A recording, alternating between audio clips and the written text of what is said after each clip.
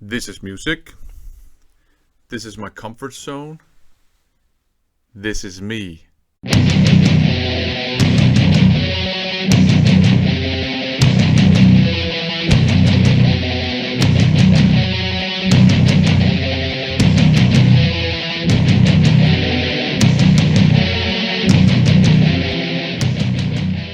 The legend that is Garage Geek has given me another challenge in the form of a playlist challenge. This time he's given me 10 pop songs from the 70s and 80s. And this one is actually particularly interesting to me for a number of reasons. Firstly, it's interesting to me because this list and my discussion of it will become a pretty good example of how different people actually view genres differently and how they categorize the same song in different genres. Because there's a bunch of songs on this list that Garage Geek considers pop songs, and I would consider them to be, songs from other genres. And that's why I try to not be a genre absolutist. I always try to respect other people's categorizations of songs and music, even though I might disagree with it. It's also interesting because most of these songs are not out of my comfort zone at all, despite the fact that they're pop songs. There's one song that did bring me out of my patience zone. There was one song I ended up just getting so sick and tired of and fed up with that I ended up skipping it. And there was another song, skipping it whenever I would listen to the list subsequently. There was another song that kind of brought me into the disappointment zone a little bit. But other than that, I actually enjoyed most of these songs, despite the fact that they were kind of outside of the scope of the genres I typically listen to. So let's get down to business and look at the songs. The first one is Down to Zero from 1976 by Joan Armatrading. And this is kind of I guess, pop, folk, singer-songwriter, mildly country, but not a whole lot kind of song. It's a slow and emotional song. And I quite like how you got some kind of almost like simple kind of keys or piano kind of popping up every now and then. And there's a really nice I think it's a Hawaiian guitar, kind of slide guitar. There's a special Hawaiian slide guitar, which ended up being quite popular in country music.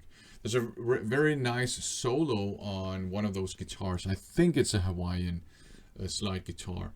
And Joan Armatrading just has an amazing voice. So this was a song that I actually enjoyed quite a bit. It's followed by Frankie Goes to Hollywood's Welcome to the Pleasure Dome from 1984.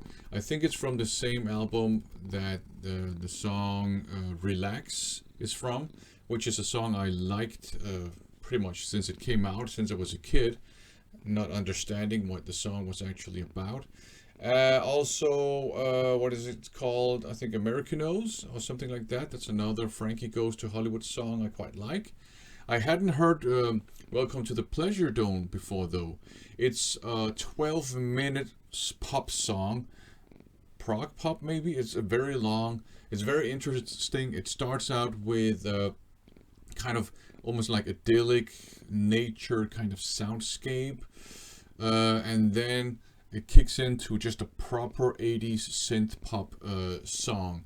And for some reason, it kind of reminded me of, the canon action movies from the 80s, especially their martial arts movies, for some reason. Don't know why. The vocals are really intense, almost shouty in places, and that just works very, very well. There's some very cool kind of 80s style, obviously because it's from the 80s style kind of bass lines, and there's some very, very nice instrumental breakdowns kind of in the second half.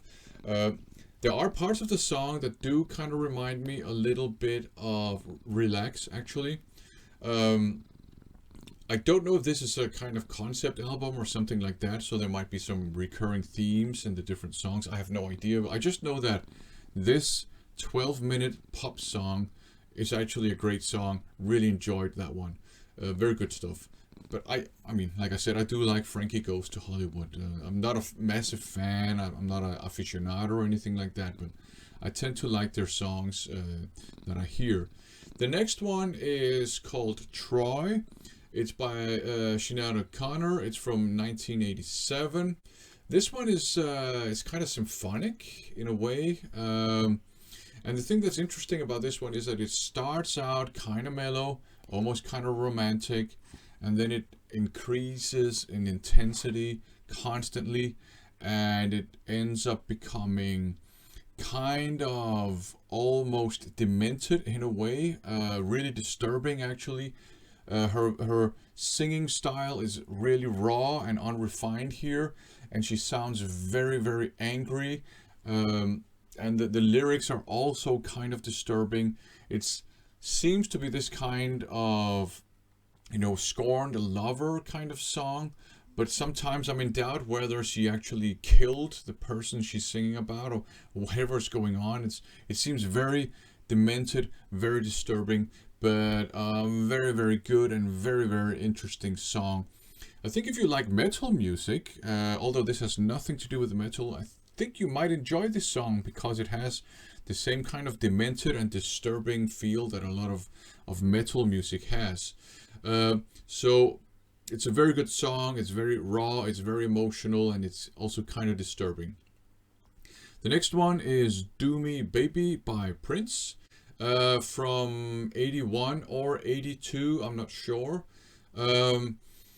This one is kind of a slow or mid-paced song. If you are kind of into doom metal or drone music or trip hop, it's probably mid-paced.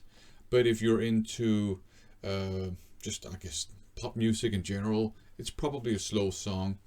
It's a slow song. It has a bit of a, dare I say, slowly throbbing drive to it. And there's some really cool bass lines, especially there's some really cool, like, pulling the strings on the bass. Or I guess it's called, I don't know what it's called, to be honest, but it sounds very cool. You hear it a lot in funk music. Very often funk bass players use this technique along with slapping and then pulling. But here, Prince just pulls the string on the bass every now and then, and it works very well. It's obviously a song about boning. It's delivered for the most part in Prince's trademark falsetto. But in the bridge, he does breathe heavily, he moans, he sighs. He whispers erotic things in your ears, and he screams orgasmically. And when I say orgasmically, I mean it sounds like somebody poked a rusty, a tuna fishing hook up his ass, and now there's someone else trying to yank it out. That's what it sounds like when he screams. And this is the song that I just ended up getting sick and tired of because it's so cheesy. It's so over the top that it actually gets annoying. I think Prince's intention was to make people horny when they listen to this song, but it just ended up making me kind of annoyed. So I dislike this song. And it's not because it's a song about boning or anything. It's because of the way it's delivered, because of the cheesiness of the song when Prince tries to be erotic and ends up sounding like, somebody did something with a fish hook to him. So I disliked this song very much, and I ended up skipping it after 4 or 5 times. Then I thought I've heard this song enough times. I'm gonna skip it whenever I listen to this playlist. It's followed by a song called "The Flesh Is Willing" from 1985 by Mark Almond and the Willing Sinners. And this is one of these songs that I don't consider it a pop song. To me, it sounds more like a new wave rock song or 80s alternative rock song. It has a very, very nice drive to it, and the chorus is very, very catchy, I gotta say. And there's a very nice, just very short little instrumental bridge that I quite like in it, that has some very catchy string bits. So this is a very good song. The vocals, not the vocals, the lyrics might be a bit disturbing here too, but overall, this is a very good song. I really like this one, The Flesh is Willing, very catchy. It's followed by the Smiths song from 1989, I think, Meat is Murder. So that's obviously kind of a song with a vegan message. It has this dark atmospheric opening, which is intended to evoke imagery of an industrial slaughterhouse. The song itself is a slow, melancholic, almost gothic song. So it's kind of like maybe gothic alt rock or something like that. There's some very cool twangy guitar bits every now and then, and I do think this is a very good song. I enjoy the melancholy of it. I enjoy how oppressive it is in terms of the atmosphere. It's very interesting. This sounds like it could be a doom metal song. If you just slow it down a bit and use some distorted guitars, it could be some kind of maybe gothic doom metal song. So to me, this is also a rock song. I was a bit disappointed with the lyrical content, not because of the veganism and all that stuff. I don't have a problem with that, but it kind of goes along the typical talking points. So ultimately, it's kind of a guilt-tripping song. First, they start talking about how taking a life is murder. And then, the kind of final part of the message is, well, when you enjoy eating that steak or whatever, well, just have a good time enjoying the taste of murder. So it's that kind of guilt-trippy talking point that you hear very often in that kind of discourse. And that just kind of disappointed me, because I was hoping for maybe a bit more nuance or something like that. But other than that, I think this was a very good song, and I'm not going to engage in a discussion of veganism for two reasons. First of all, I think maybe my view on that is a bit too nuanced. And secondly, veganism and dietary choice in general has been hijacked by the North American culture wars, and I just don't want to get involved in that stuff. It's a dumpster fire and it's a train wreck, that culture wars thing. So I'm not going to engage in any discussion of veganism. Like I said, I don't have a problem with vegans and veganism, but I was a bit disappointed that the Smiths went for this more simplistic guilt-tripping route, but that's just my opinion. The next song is Tracy Chapman's She's Got Her Ticket from 1988. This is kind of in the same vein as Joan Armatrading, and I think Tracy Chapman has a similar-ish singing voice, although both these vocalists have unique singing styles. The voices are kind of a bit reminiscent of one another, if that makes any sense. And this is lyrically a song of empowerment. That's what it sounds like to me, and that's always uplifting, I think, to listen to. It's kind of and it has a bit of an island kind of feel to it, kind of a Caribbean feel to it, a bit of a reggae-esque drive as well. There's some really nice clean guitar work in this song, mostly in the background, and just like Joan Armatrading, Tracy Chapman does have an amazing, unique singing voice. One thing that was a bit of a shame, I think, is that there's a really nice clean guitar solo towards the end of the song, and it did kind of bother me a bit that you have Tracy Chapman singing on top of that guitar solo. I would like to have been able to enjoy it by itself. And also I found it a bit of a shame the song fades out in the middle of this guitar solo too. The song kind of seems almost incomplete because they went for the fade out. It's a bit of a shame, but overall, very, very nice song, very uplifting, very chill as well. Has a nice uplifting island feel to it. Very nice song. I don't really consider it a pop song as such, I would say, but whatever. The next song I do consider a very, very poppy pop song. It's I Feel Love from 1977 by Donna Summer. And this is a proper synth electro disco pop song. Interestingly enough, the bass line reminds me of the theme from Airwolf for some reason. It doesn't sound like it, it just reminds me of it for some reason. This is almost, maybe this is kind of like proto synth pop or something like that.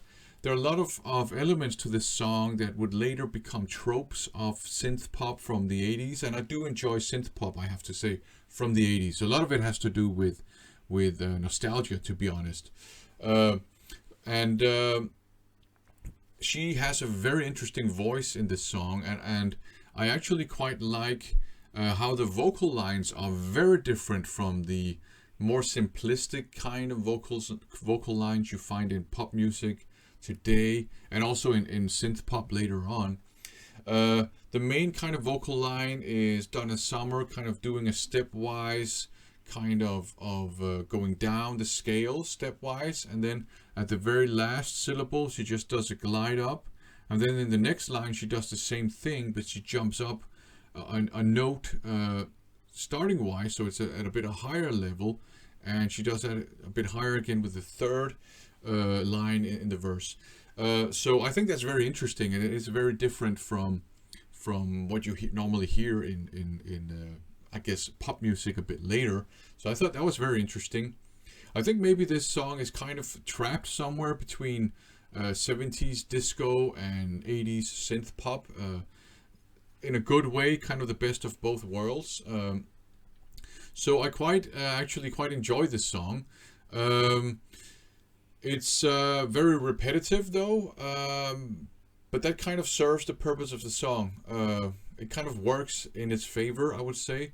So I actually quite like this song. There's kind of a breakdown in the middle that seems incomplete too, but I guess they didn't have that many layers of synth stuff they could add back then. But overall, I think it's a pretty good song. Not something I would go out and listen to on my own. Had it been like synth pop a bit later, like Depeche Mode kind of stuff, I would, but not kind of synth pop disco, if you know what I mean. So that's pretty nice to get a chance to listen to that. The penultimate song is All the Young Girls Love Alice from 1973 by Elton John. To me, this is a straight up rock song. I don't hear any pop in this at all, to be honest.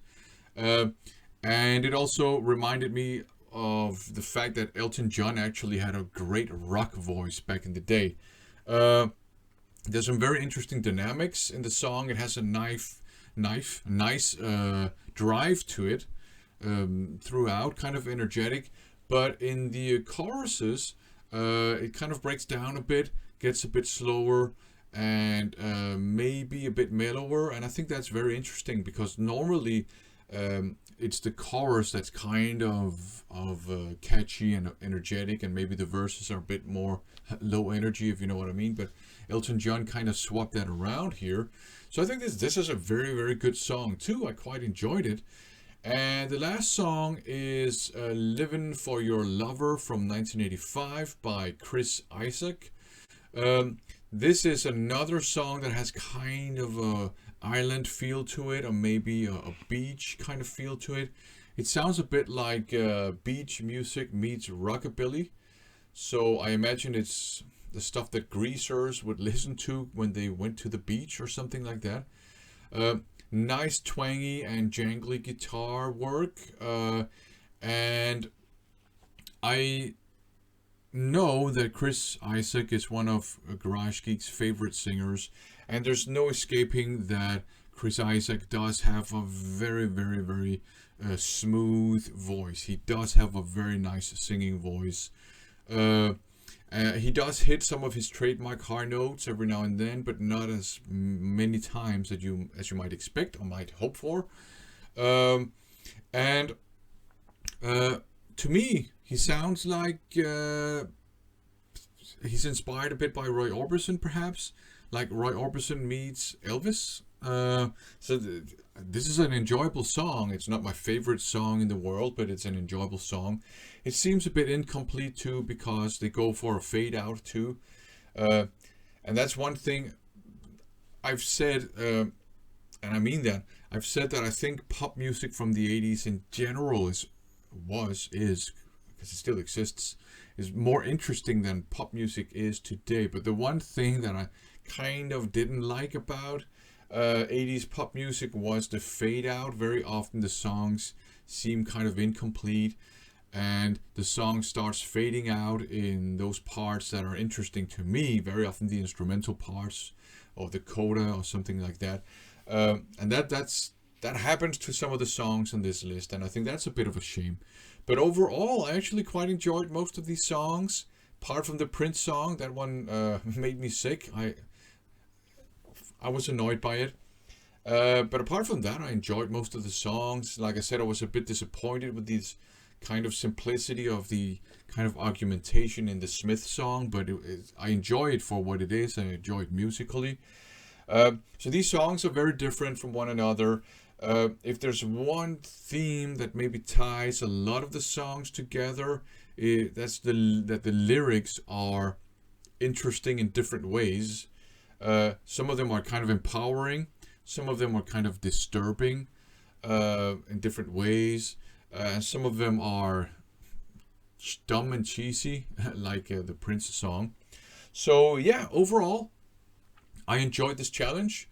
So I want to say thanks to Garage Geek for giving me the opportunity to check out these songs that I would not listen to on my own. Although I have heard songs by most of these artists, and I do think that I'm pretty sure that I've heard I Feel Loved before. I'm pretty sure I actually had a mixtape with it on when I was a kid. But yeah, I enjoyed this. So thanks to Garage Geek for challenging me to listen to this playlist, and thanks to everybody else for watching. So yeah, thanks for watching.